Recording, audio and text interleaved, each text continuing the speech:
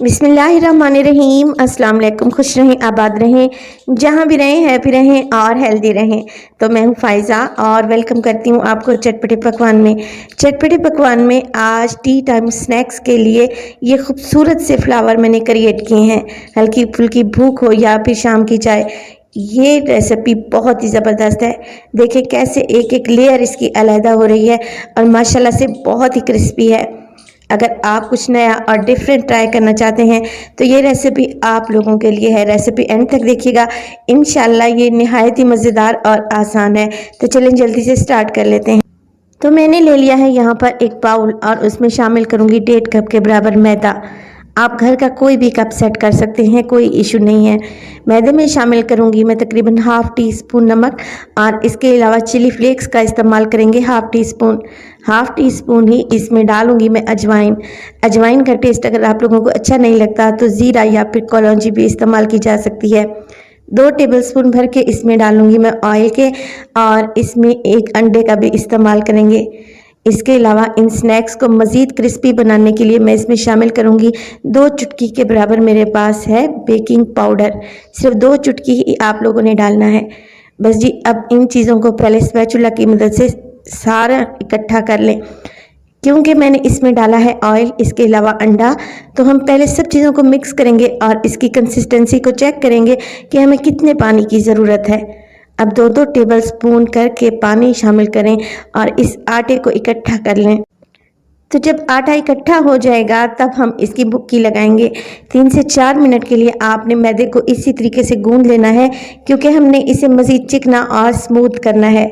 जैसे ही 3 से 4 मिनट के लिए आटा अच्छे से गूंद जाएगा, बस जी इस पर हल्का सा ब्रश अप्लाई करेंगे ऑयल का ताकि इसके ऊपर की लेयर ड्राई ना हो। कवर लगा देंगे और इसे 15 मिनट के लिए रेस्ट देंगे। रेस्ट देने के बाद ये मज़ीद सॉफ्ट, सिल्की और स्मूथ हो जाएगा तो हम इसे निकाल लेंगे और इसे काउंटर पर ले आएंगे। मगर काउंटर पर आप लोगों ने हल्का सा मैदा डस्ट करना है और हाथों की मदद से इसको हल्का सा पतला सा कर लेना है। यहाँ पर आप डो के 2 हिस्से भी कर सकते हैं, यानी कि 2 हिस्सों में डिवाइड करें और इसकी एक पतली सी रोटी बना लें। मगर मैं एक ही दफ़ा में इसकी बड़ी सी रोटी तैयार कर लूँगी। यहाँ पर देखें, हल्के हल्के हाथों से आप रोटी को बड़ा करते जाएं और ज़रूरत महसूस करें तो हल्का सा मैदा भी डाल सकते हैं। एक बड़ी सी रोटी मैं तैयार कर चुकी हूँ और आप इसकी थिकनेस को चेक कर लें। यहाँ पर देखें रोटी से पतली है ये।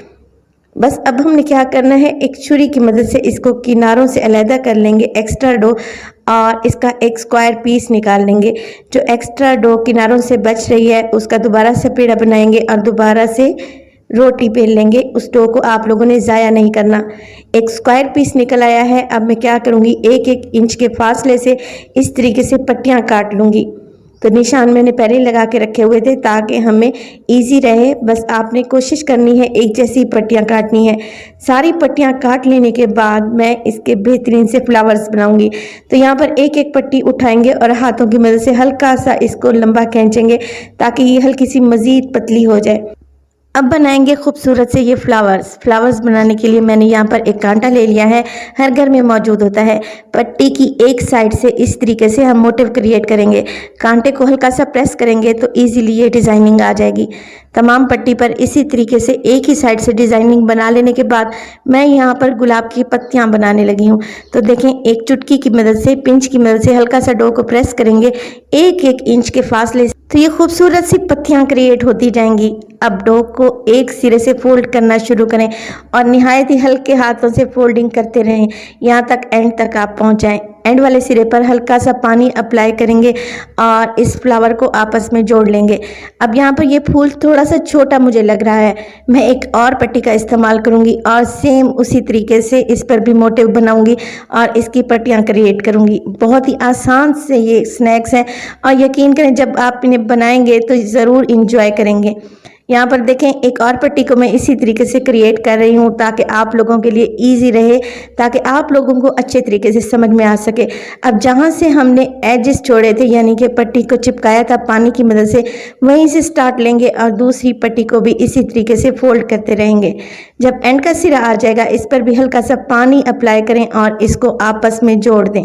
तो यहाँ पर देखें कितना खूबसूरत सा फ्लावर हमारे पास आ चुका है। हल्के हल्के हाथों से इसकी पेटल्स को खोल लें और माशाल्लाह से इसी तरीके से सारे फ्लावर्स मैं पहले ही बना चुकी हूँ। अब इन्हें फ्राई करने की बारी आती है, तो फ्राई करने के लिए हमने ऑयल का टेम्परेचर बिल्कुल लो रखना है, क्योंकि हमने इन्हें अंदर तक पकाना है और इसकी एक एक लेयर को अलहदा हो जाना चाहिए और क्रिस्पी हो जाना चाहिए। बस अगर आपने यहाँ पर फ्लेम को हाई रखा तो ऊपर से तो कलर आ जाएगा, अंदर से ये कच्ची रहेंगी, फिर आप कहेंगे कि फ़ायज़ा हमारी रेसिपी ख़राब हो गई। तो प्लीज़ रेसिपी को आप लोग एंड तक देखा करें, ताकि कुछ टिप्स और ट्रिक्स जो आपसे शेयर की जाती हैं वो आप लोग नोट कर लें। जब तक अच्छे से ये फ्राई नहीं हो जाती, तकरीबन 15 मिनट के लिए लाजमी आप लोगों ने इन्हें लो फ्लेम पे फ्राई करना है। अच्छा सा गोल्डन कलर आने तक आप इन्हें फ्राई करें और गर्मा गर्म निकाल कर केचप या फिर चाय के साथ इन्हें सर्व करें। यकीन करें ये बेहद क्रिस्पी मज़ेदार हैं और जब आप इन्हें खाएंगे तो खाते रह जाएंगे, और जब आप इन्हें गेस्ट के सामने या फैमिली मेम्बर्स के सामने रखेंगे तो वो ज़रूर सरप्राइज़ होंगे। रेसिपी को आप लोगों ने ज़रूर फॉलो करना है, रेसिपी बहुत ही आसान है। अच्छी लगे लाइक कर दें, चटपटे पकवान को सब्सक्राइब कर लें और अपनी फैमिली और फ्रेंड्स में भी शेयर किया करें। तो अपना बहुत सारा ख्याल रखिएगा, फ़ायज़ा को भी अपनी दुआओं में याद रखिएगा। मुझे दीजिए इजाज़त, टिल देन अल्लाह निगहबान।